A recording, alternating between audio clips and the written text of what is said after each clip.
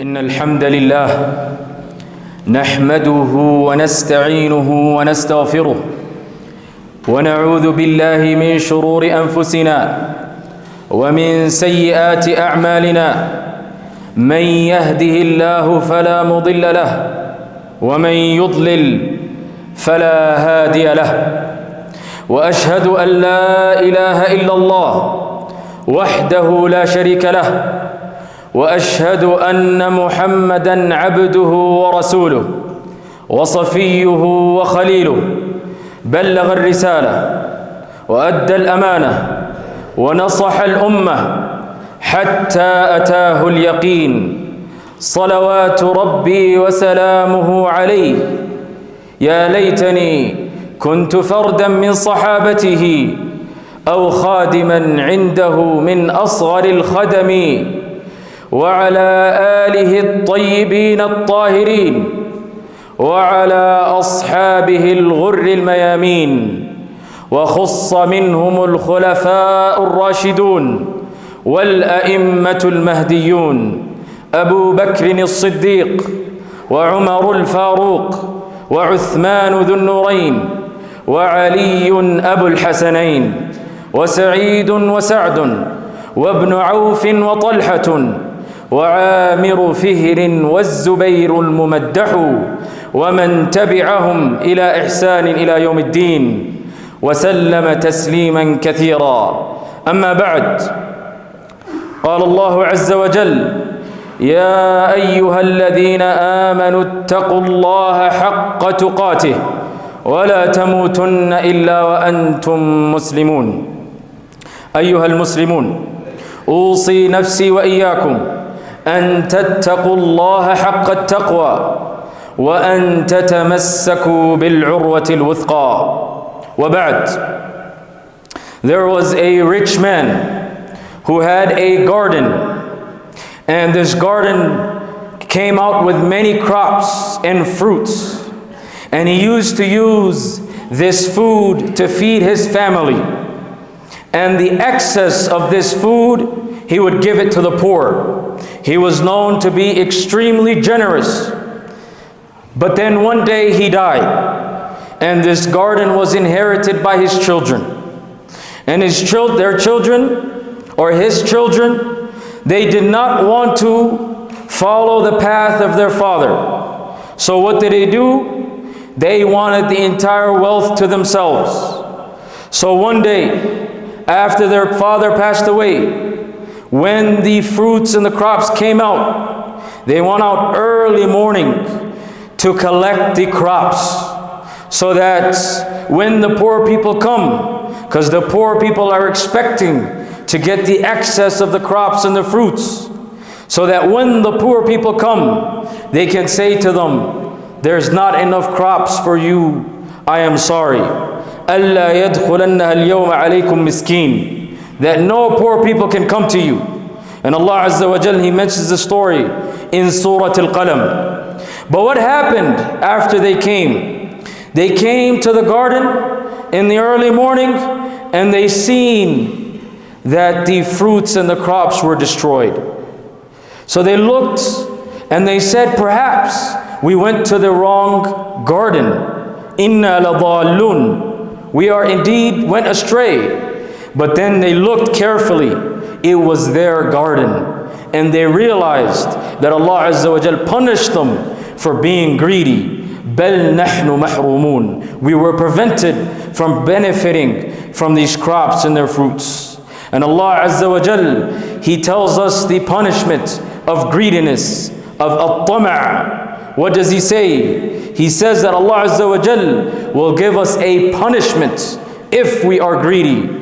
وَلَعَذَابُ الْآخِرَةِ أَكْبَرُ. And the punishment of the hereafter is even greater. My brothers and sisters, you guys live in this country in a very fortunate manner for many of you.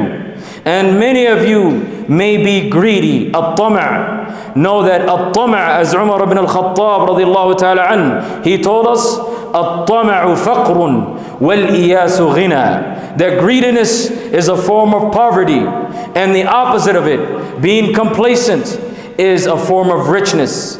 And Ali ibn Abi Talib radiallahu ta'ala anhu, he says that at-tama' riqqun mu'abbad, that greediness is a lifetime of slavery.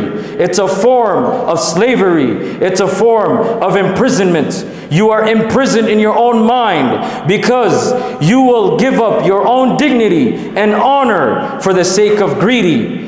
And greediness is a trait that we have inherited. What caused our father Adam alayhi salam to come out of Jannah, to come out of paradise, except greediness? At-tama' is what got our father Adam alayhi salam outside of Jannah and to this wretched world. So just like our father Adam was taken from paradise and was brought to this wretched world, if you are greedy like he was, you will be living a wretched life. You will be in a life of humiliation.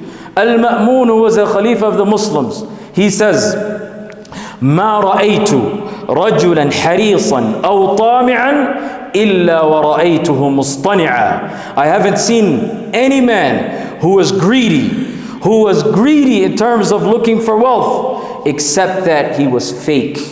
He was not real. He was manufactured in a lab. You can tell when somebody's greedy.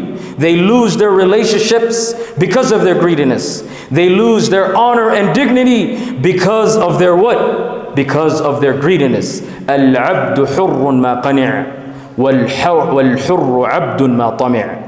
Indeed, the slave is free as long as he's satisfied. And the free person is a slave as long as he's greedy. Do not become an imprisoner to your desires. Do not become a slave to your desires. Do not become somebody who humiliates themselves. Keep your honor and dignity. It's not worth an extra $1,000 for you to lose your honor. Your honor as a Muslim is something that is extremely, extremely important. Right?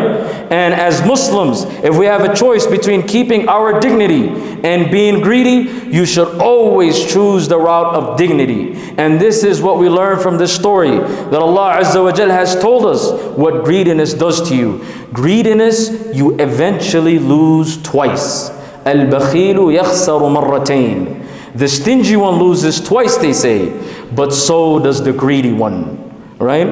And my brothers and sisters, in this country, what I have been told and what I have seen from my own eyes, there are many people who will violate the laws of Allah Azza wa Jal and violate their own dignity and honor because of greediness.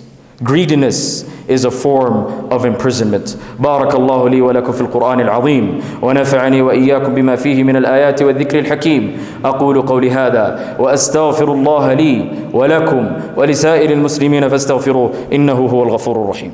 الحمد لله وكفى والصلاة والسلام على النبي المصطفى.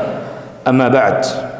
Al-Warraq, he once mentioned, he said, At-tama' was asked, greediness was asked, Man abuk, who is your father?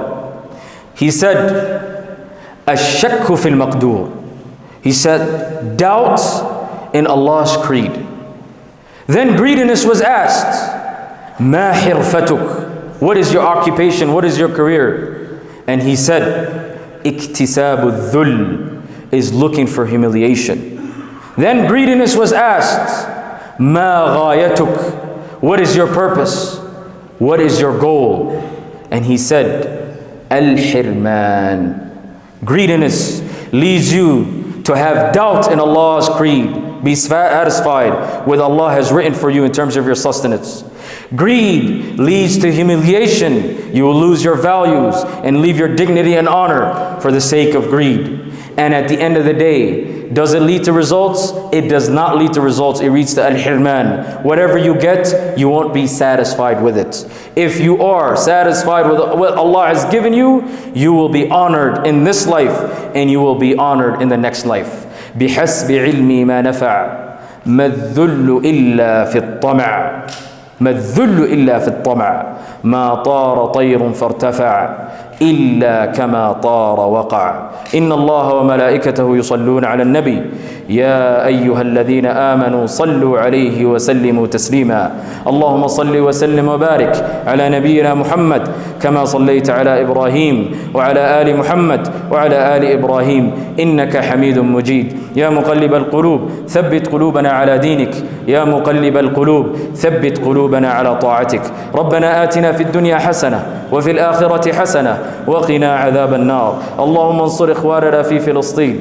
اللهم انصر إخواننا في فلسطين. اللهم كن لهم ولا تكن عليهم وانصرهم على عدوهم يا رب العالمين. إن الله يأمر بالعدل والإحسان وإيتاء ذي القربى وينهى عن الفحشاء والمنكر والبغي يعظكم لعلكم تذكرون.